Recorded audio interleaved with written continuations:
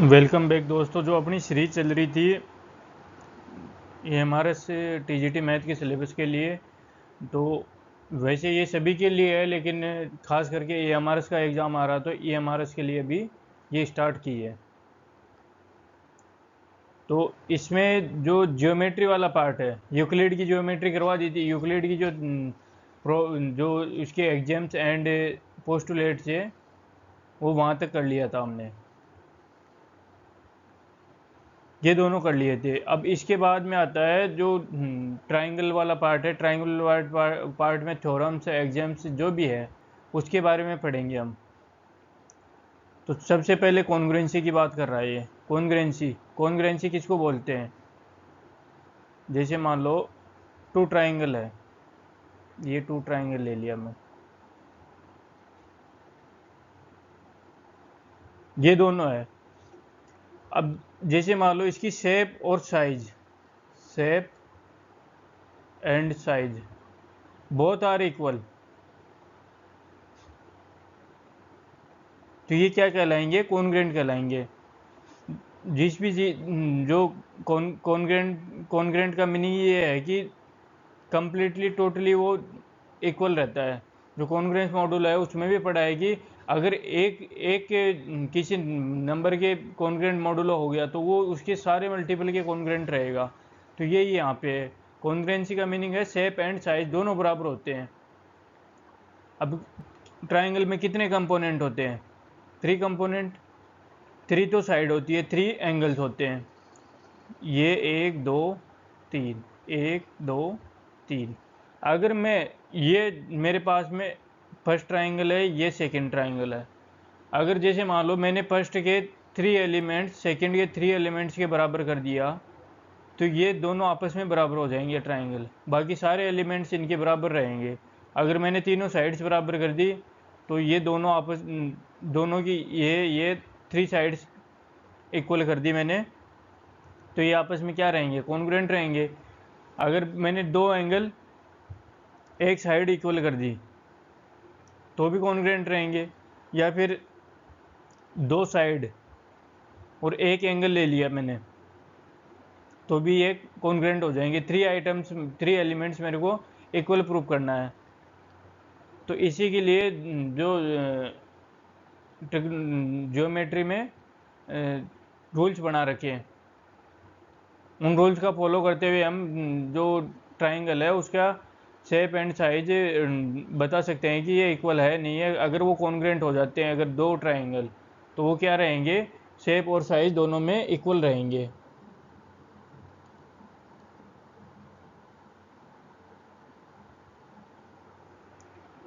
अब जैसे मैं देख लो यहाँ पे ये ले लिया मैंने त्रिभुज ट्राइंगल ABC, और ये DEF, ये हो गया मेरे पास में ABC DEF। ट्राइंगल की बेसिक प्रॉपर्टी क्या है यहाँ पे? एक तो तीनों कोणों का योग, सम ऑफ ऑल एंगल्स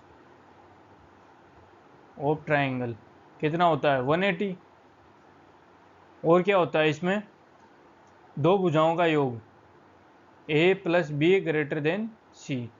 कोई सी भी दो भुजा का योग अगर तीसरी से बड़ा है, जो भी तीसरी भुजा है उससे बड़ा है, तो ट्राइंगल का कंस्ट्रक्शन होगा, ट्राइंगल का निर्माण होगा। अगर ये छोटा आ गया, A + B < C आ गया मेरे पास में, तो इस कंडीशन में पॉसिबल नहीं है, ट्राइंगल नहीं बन सकता। या फिर एंगल्स का सम 180 से लेस देन रह गया, 180 से कम रह गया, तो भी इसका जो ट्राइंगल का निर्माण है वो नहीं होगा। अब अपना पॉइंट है कॉन्ग्रुएंसी। अब कॉन्ग्रुएंसी के लिए मेरे को क्या करना पड़ेगा? फर्स्ट जो एग्जाम्स दे रखा है, फर्स्ट रूल दे रखा है इसका SAS। ये इसमें बात करना चाहूँ तो ये एंगल A, ये एंगल B, ये एंगल C। A के सामने वाली भुजा A, B के सामने वाली भुजा B, C के सामने वाली भुजा C। या तो ऐसे दर्शा सकते हैं, या फिर AB BC एंड AC। इसमें angle D, angle E, angle F ऐसे डिनोट कर सकता हूँ मैं। D के सामने वाली भुजा कौन सी होती है? D। ई के सामने वाली ई, एफ के सामने एफ, ये है। तो ये बोल रहा है एस एस कॉन्ग्रुएंसी रूल क्या बोलता है, two triangles are congruent. Congruent का मतलब शेप एंड साइज, मेरे को क्या है दिखाना है यहाँ पे, शेप और साइज दोनों इक्वल होने चाहिए। If two sides and they includes angle of one of triangle, two sides, दो तो साइड की बात कर रहा है और एक एंगल की बात कर रहा है इसमें। One of triangle are equal to the two sides and the included angle, मतलब दो तो साइड, दो तो भुजा और एक एंगल, वन एंगल, ये बराबर रहने चाहिए मेरे पास में। तो जैसे मान लो यहाँ पे है मेरे पास में ए बी बराबर बी सी, ए बी बराबर डी ई हो गया और बी सी बराबर ई एफ हो गया, ये मैं मान लेता हूँ। और कोण ए बराबर कोण डी हो गया। तो ये दोनों क्या हो जाएंगे, कॉन्ग्रुएंट हो जाएंगे। A B C, triangle A B C congruent of triangle D E F, ये कॉन्ग्रुएंसी का साइन होता है, ये वाला ये साइन होता है। अब यहाँ पे ये बराबर हो गए तो इसका क्या मीनिंग है, इसके सारे एलिमेंट्स बराबर हो गए इस ट्राइंगल के, इसके सारे एलिमेंट्स के बराबर हो गया। कोण ए कोण डी के बराबर दे रखा है, कोण बी कोण ई के बराबर हो गया, कोण सी कोण एफ के बराबर हो गया। उसके बाद में कौन सी साइड बची हुई है, ऐसी हो गई डी एफ के बराबर, ये सारा बराबर हो गया। तो ये क्या कहलाएंगे, कॉन्ग्रुएंट। तो पहला रूल क्या है, एस ए एस। उसके बाद में सेकंड रूल है इसका, ये टू ट्राइंगल लिए मैंने, सेम वही A B C D E F, ये पहला ट्राइंगल है, ये अपना दूसरा ट्राइंगल है। अब बोल रहा है A S A, angle side angle, angle side angle. जैसे मान लो मैंने ले लिया कोण ए कोण डी के बराबर है, कोण बी कोण ई के बराबर है। दूसरा साइड, एक साइड के लिए बोल रहा है, मैं बोल दिया इनके क्रोस्पोंडेंस साइड बोल दिया मैंने, ए बी बराबर है डी के। तो ये क्या हो जाएगा, कॉन्ग्रुएंट हो जाएगा। A B C congruent of D E F, कौन से हो गया, एंगल साइड एंगल से, एक दो एंगल और एक साइड से। थर्ड है डबल ए एस, उसमें तो क्या था, एक एंगल आ गया, साइड आ गई, एंगल आ गया। अब इसमें क्या है, इन दोनों में डिफरेंस देखना, ए बी सी, ए बी सी ना D E F, D E F, ये ट्राइंगल 1 है, ये ट्राइंगल 2 है। अब मेरे को इसको कॉन्ग्रुएंट करना है डबल ए एस से, तो एंगल एंगल एंगल एंगल। अब इसमें साइड कौन सी आएगी,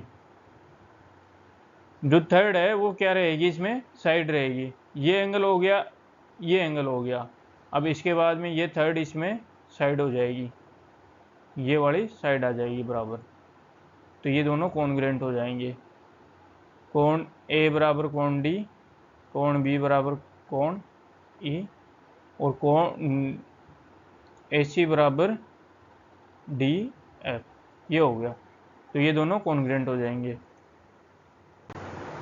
उसके बाद में ये बोल रहा है, इसकी प्रॉपर्टी बोल रहा है, angles opposite to equal sides of a triangle are equal. ये ट्राइंगल है, अगर इसमें ये और ये दोनों में दोनों साइड बराबर बोल देता हूँ मैं, एबीसी में, एबीसी में अगर ए बी बराबर ए सी है, तो ए बी बराबर ए सी है, तो इनके क्रॉसपोंडिंग एंगल कौन सा, ए बी के सामने वाला, ए बी के सामने एंगल सी, ए सी के सामने एंगल बी, ये दोनों भी बराबर रहेंगे। ये है स्टेटमेंट ये। उसके बाद में side opposite to equal angles of triangle, ये उसी का रिवर्स है। ये मेरे पास में ट्राइंगल हो गया, अब इसके अंदर ये बोल रहा है अपोजिट एंगल्स के, तो अपोजिट एंगल्स के कौन कौन सा हो गया, जैसे मान लो बी और सी बराबर है दोनों, तो बी के सामने साइड कौन सी होगी, ए बी, और बी के सामने होगी ए सी, और सी के सामने ए बी, ये दोनों बराबर होगी। उसके साथ बाद में बोल रहा है if 3 sides of one triangle are equal to 3 sides of other triangle then they 2 triangles are congruent. यहाँ पे ये देखने वाली बात है, 3 देख लिए थे हमने पहले, 2 रूल और बच गए इसके, A B C D E F. ये बोल रहा है कि तीनों साइड इक्वल कर दी इसने, ये इसके बराबर कर दी और ये वाली कर दी बराबर, ये ले लेते हैं ये वाला कलर, इसके बराबर कर दी, तीनों साइड बराबर कर दी। ये बोल रहा है यहाँ पे ए बी बराबर डी ई, बी सी बराबर ई एफ और ए सी बराबर डी एफ, ये हो गया। तो अगर तीनों साइड इक्वल हो जाती है तो वो उसकी शेप भी अगर फिक्स है, तीनों साइड बराबर होगी तो शेप भी फिक्स है, दोनों की साइज भी फिक्स है। तो अपने को कॉन्ग्रुएंस में क्या प्रूव करना है, शेप एंड साइज, तो ये कॉन्ग्रुएंट हो जाएंगे तीनों साइड से। उसके बाद में आता है last, each angle of an equilateral triangle. Equilateral triangle में क्या होता है, तीनों साइड इक्वल होती है पहले तो, 3 साइड्स इक्वल। दूसरा 3 साइड इक्वल है तो क्रॉसबॉन्डिंग एंगल भी इक्वल होंगे तो कितना होता है सम, 180 को 3 से डिवाइड करूंगा तो 60 डिग्री। तो यही बोल रहा है each angle of an equilateral triangle is 60 degree, ये बोल रहा है ये। उसके बाद में आता है अपने पास में राइट एंगल वाला, राइट एंगल ट्राइंगल।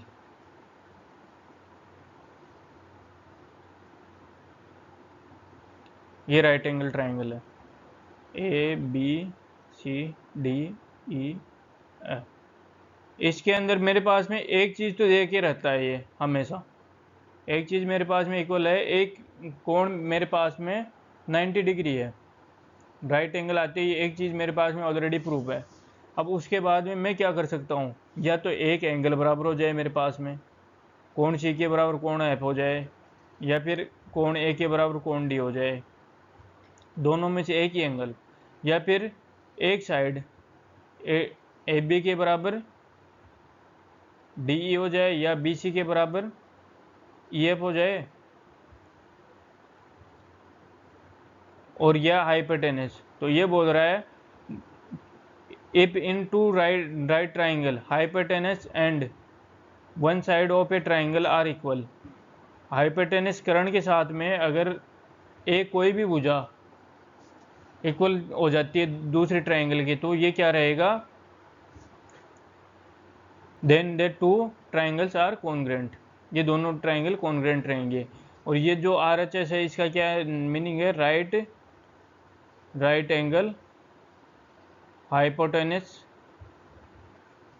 साइड। अगर ये इक्वल हो जाते हैं तो ये कॉन्ग्रुएंट हो जाएंगे। अब हमने यहाँ पे पढ़ लिए 5 रूल पढ़ लिए, 5 रूल देख लेते हैं कौन कौन से हैं।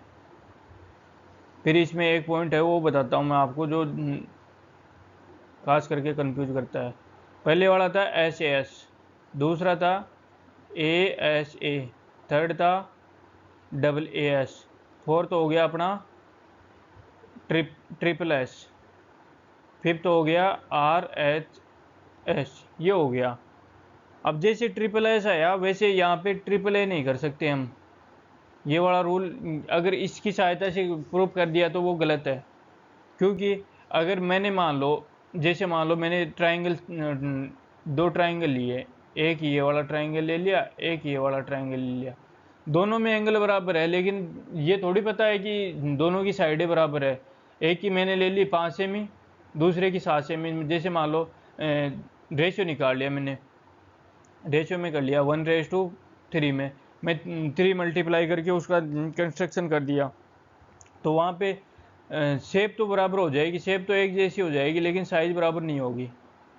तो इसलिए ये कॉन्ग्रुएंट नहीं होते। तो ट्रिपल ए वाला जो रूल है वो मत लगा देना, 5 रूल है इसके कॉन्ग्रुएंसी के, वो 5 से कॉन्ग्रुएंसी प्रूव हो जाती है। उसके बाद में बोल रहा है two figures having the same shape but not necessarily same size. अब यहाँ पे इतनी देर बात कर रहे थे shape and size are equal, ये बोल रहे थे किसके लिए, कॉन्ग्रुएंसी के लिए। अब मान लो मेरे पास में शेप बराबर हो गया, जैसे लास्ट वाला मैंने बोला ट्रिपल ए वाले में शेप इक्वल हो गया लेकिन साइज इक्वल नहीं हुआ दोनों का। शेप तो इक्वल है लेकिन साइज इक्वल नहीं हुआ, तो साइज इक्वल नहीं हुआ तो वहाँ पे क्या आ जाएगी अपने पास में, एक जैसे तो दिख रहे हैं ट्राइंगल लेकिन वो क्या है, आपस में सिमिलर है, कॉन्ग्रुएंसी नहीं है, कॉन्ग्रुएंस ट्राइंगल नहीं है, तो उनको बोलते हैं सिमिलर। सिमिलर फिगर्स कौन से होते हैं, जो दिखने में एक जैसे हो लेकिन उनकी साइज अलग अलग हो। जैसे मान लो ये मेरे पास में कोई स्क्वायर है और ये एक मेरे पास में बड़ा स्क्वायर है, ये दोनों आपस में सिमिलर है लेकिन ये दोनों कॉन्ग्रुएंट नहीं है। कॉन्ग्रुएंट में क्या है, दोनों आपस में बराबर होते हैं शेप एंड साइज, और सिमिलरिटी में क्या होता है अपने पास में, केवल और केवल शेप बराबर होती है, शेप एक जैसी होती है, साइज बराबर नहीं होती। All the congruent figures are similar but the converse is not true. ये बोल रहा है कि जो कॉन्ग्रुएंट फिगर होते हैं, कॉन्ग्रुएंट फिगर में शेप एंड साइज, ऐसे याद रखो आप, शेप और साइज। कॉन्ग्रुएंट फिगर जहाँ कॉन्ग्रुएंसी की बात कर लेता है ज्योमेट्री में, वहाँ पे शेप और साइज दोनों की बात कर रहा है। और सिमिलरिटी में क्या बोलता है,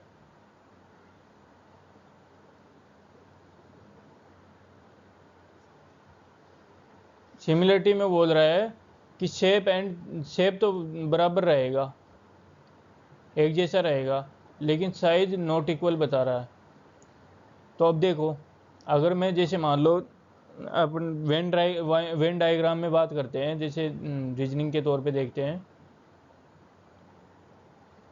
ये एक बार इसको मिटा देता हूँ मैं। रीजनिंग में या मैथ में भी आपने पढ़ा है डायग्राम, वेन डायग्राम पढ़ा है आपने। वेन डायग्राम में क्या करते हैं, ये वाला है, ये वाला है, तो ये शेप एंड साइज, मैं शेप और साइज को ले लेता हूँ यहाँ पे। अगर ये शेप और साइज ये दोनों आ रहे हैं तो ये ठीक है, ये इसमें शेप और साइज आ रहा है, लेकिन मैं इस की बात करूँ, इस शेप की बात करूँ, ये इतने फिगर की मैं बात करूँ तो इसमें साइज नहीं आ रहा, साइज नहीं आ रहा तो ये वाला पार्ट कट गया। तो कॉन्ग्रुएंसी के लिए मुझे क्या चाहिए, साइज चाहिए, तो यहाँ साइज नहीं है तो इसका कन्वर्स ट्रू नहीं होगा। लेकिन कॉन्ग्रुएंट में क्या है, शेप भी है और साइज भी है, ये वाला पार्ट भी है, तो शेप और साइज दोनों आ गए तो क्या रहेगा, ये पार्ट ये सिमिलर रहेगा। तो जो फिगर कॉन्ग्रुएंट होते हैं वो सिमिलर होते हैं, लेकिन सिमिलर होते हैं वो उसका कॉन्ग्रुएंट होना कंपलसरी नहीं है। फिर उसके बाद में पॉलीगन्स के लिए बोल रहा है two polygons of the same number of sides are similar. अगर कोई दो पॉलीगन है, वो सिमिलर कब होंगे, सेम साइड है। पॉलीगन मतलब कितनी भी उसमें भुजाएं हो सकती है। अब जैसे मान लो मैं चतुर्भुज की बात करना चाहूँ, क्वाड्रिलेटरल की, तो क्वाड्रिलेटर में 4 साइड्स होती है।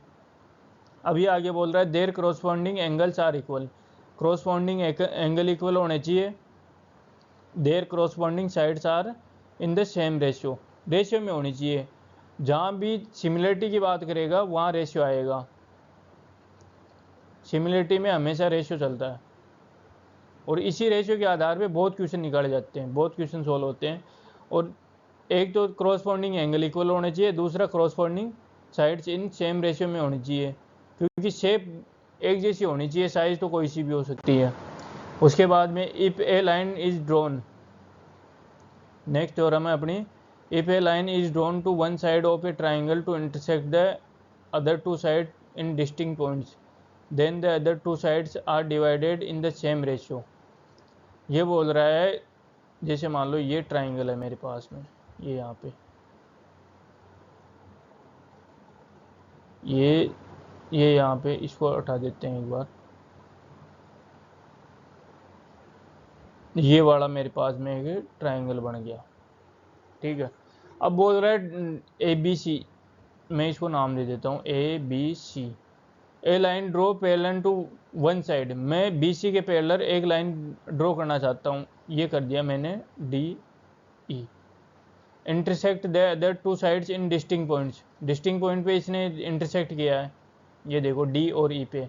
Then the other two sides are divided in the same ratio, ये रेशियो और ये दोनों किस में रहेंगे, सेम में रहेंगे।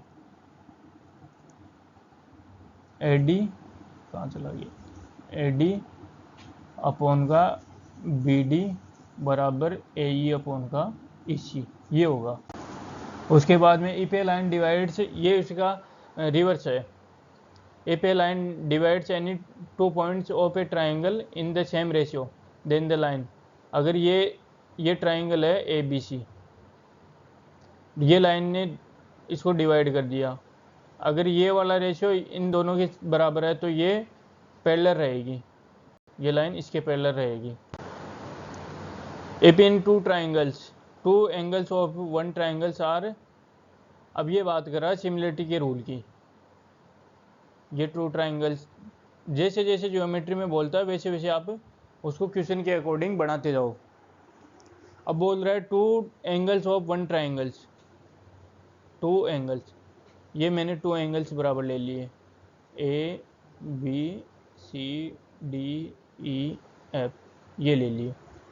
अगर दो एंगल बराबर है दूसरे ट्राइंगल के, पहले ट्राइंगल के दो एंगल दूसरे ट्राइंगल के दो एंगल के बराबर है, then the two triangles are similar, ये क्या रहेंगे, सिमिलर। कॉन्ग्रुएंसी में क्या हो रहा था, ट्रिपल ए वाला रूल फेल था अपने पास में, लेकिन यहाँ पे डबल ए वाला रूल फॉलो हो जाएगा। उसके बाद में if in two triangles corresponding angles are equal then their corresponding sides are the same ratio, अगर करस्पॉन्डिंग एंगल्स आर बराबर है, ये वाला है, अगर तीनों कोण बराबर है तो ये सिमिलर हो सकता, सिमिलर हो जाएगा, लेकिन कॉन्ग्रुएंट नहीं होगा। कॉन्ग्रुएंट क्यों नहीं होगा, क्योंकि साइज़ का पता नहीं है क्या, साइज़ कितनी भी हो सकती है, इस वाले दूसरे वाले ट्राइंगल की साइज़ ज़्यादा भी हो सकती है कम भी हो सकती है।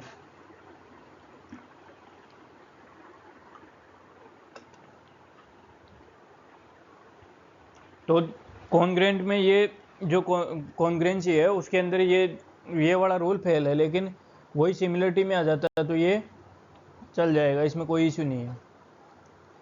उसके बाद में आता है if in two triangles S S वाला, अगर तीनों साइड बराबर है तो वो कॉन्ग्रुएंट भी हो जाएगा, अगर कॉन्ग्रुएंट है तो वो सिमिलर भी रहेगा। जो कॉन्ग्रुएंसी के रूल है वो इसमें लगा सकते हैं, सिमिलरिटी वाले में कोई इशू नहीं है, लेकिन सिमिलरिटी में दो रूल एक्स्ट्रा से बढ़ के डबल ए ट्रिपल ए वाला। ये बोल रहा है if in two triangles corresponding sides are in the same ratio then their corresponding angles are equal and hence their triangles are similar, ये दोनों सिमिलर रहेंगे। उसके बाद में if one angle of a triangle is equal to one angle of another triangle, ऐसे S वाला congruency में पढ़ा है तो ऐसे वाला सिमिलरिटी में भी चलेगा। उसके बाद में आता है ये डायगोनल, ये आ गया क्वाड्रिलेटरल में। सिमिलरिटी के तो हो गए सारे, जितने थे सिमिलरिटी में दो ही रूल नहीं आए हैं, डबल ए और ट्रिपल ए, ये वाले रूल आए हैं दो। अब बोल रहा है ये पैरेललोग्राम, पैरेललोग्राम कौन सा होता है, ए बी सी डी, जिसकी आमने सामने की भुजाएं पैरेलल हो और एंगल क्या हो, एंगल भी बराबर हो, वो क्या होता है, पैरेलल होता है। Diagonal of a parallelogram divides into two congruent, ये डायगोनल है इसका, विकीर्ण है कोई, डी बी बी डी इसका कोई भी वो है, डी बी इसका डायगोनल है।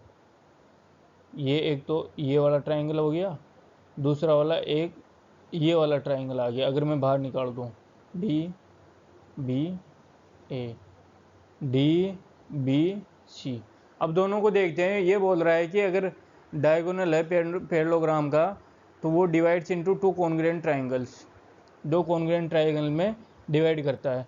तो डी बी से डी बी, पहले तो ये बराबर हो गया। उसके बाद में क्रॉसपॉन्डिंग एंगल, इन दोनों का एंगल का सम कितना होता है, ये दोनों क्रॉसपॉन्डिंग एंगल, ये वाला और ये वाला बराबर है, ये वाला और ये वाला बराबर है यहाँ पे, तो आधे आधे हो गए ये, तो ये कोण और ये कोण बराबर होगा, 2 हो गए। थर्ड क्या है, आमने सामने ही भुजाएं, ये आमने सामने ही भुजाएं बराबर होगी, तो ये क्या क्या रहेंगे, कॉन्ग्रुएंट रहेंगे। उसके बाद में इन पैरेललोग्राम, वही पैरेललोग्राम की बात कर रहा है, अपोजिट साइड्स आर इक्वल, ये अपोजिट साइड्स आर इक्वल, अभी प्रूफ किया है। उसके बाद में if each pair of opposite sides of a quadrilateral is equal then it is parallelogram, अगर अपोजिट साइड्स बराबर है तो वो क्या है, पैरेललोग्राम है। In a parallelogram opposite angles are equal, opposite angle इसके बराबर ये वाला एंगल, इसके बराबर ये वाला एंगल बराबर होते हैं। If in a quadrilateral each pair of opposite angles is equal then it is a parallelogram, अगर each pair of opposite angle का पेयर बराबर है तो वो क्या रहेगा, पैरेललोग्राम रहेगा। The diagonal of a parallelogram bisect each other, जो पैरेललोग्राम के डायगोनल है, विकीर्ण है, वो इसको 2 भागों में डिवाइड करते हैं, ये आपस में बाइसेक्ट करते हैं, यहाँ पे हाफ हाफ, ये 1:1 के रेशियो में डिवाइड करते हैं। If the diagonals of a quadrilateral bisect each other than it is a parallelogram, अगर डायगोनल बाइसेक्ट करते हैं तो ये क्या है, पैरेललोग्राम रहेगा। मिड पॉइंट थ्योरम, अब ये इंपॉर्टेंट थ्योरम है ट्राइंगल में, ये ट्राइंगल है A B C, the line segment joining the mid points of 2 sides, इसके मिड पॉइंट ए बी और ए सी के 2 मिड पॉइंट हो गए, ये ले लिए मैंने मिड पॉइंट। अब joining the mid points of 2 sides of a triangle, ये हो गया, ज्वाइनिंग कर दिया, मतलब ये और ये रेशियो बराबर है, ये और ये रेशियो बराबर है, तो ये क्या रहेगा, पैरेलल रहेगा, जो हमने पहले पढ़ा था। अगर रेशियो इक्वल है तो ये क्या रहेगा, रेशियो है तो ये वाली साइड है डी, वो इसके पैरेलल रहेगी, या फिर हिंदी में देखना चाहें तो इसको क्या बोलेंगे, त्रिभुज के किन्हीं 2 भुजाओं के मध्य बिंदुओं को मिलाने वाली रेखा तीसरी भुजा के समांतर और उसकी आधी होती है, और ये इसकी आधी भी होती है, ये हाफ भी होती है, हाफ ऑफ बी सी। ये लेंथ पूछ लेता है, डायरेक्ट पूछ लेता है लेंथ। ओके, थैंक यू दोस्तों, बाकी और करवाएंगे, इसके ट्राइंगल्स के थ्योरम्स और बचे हुए हैं, वो और करवाएंगे।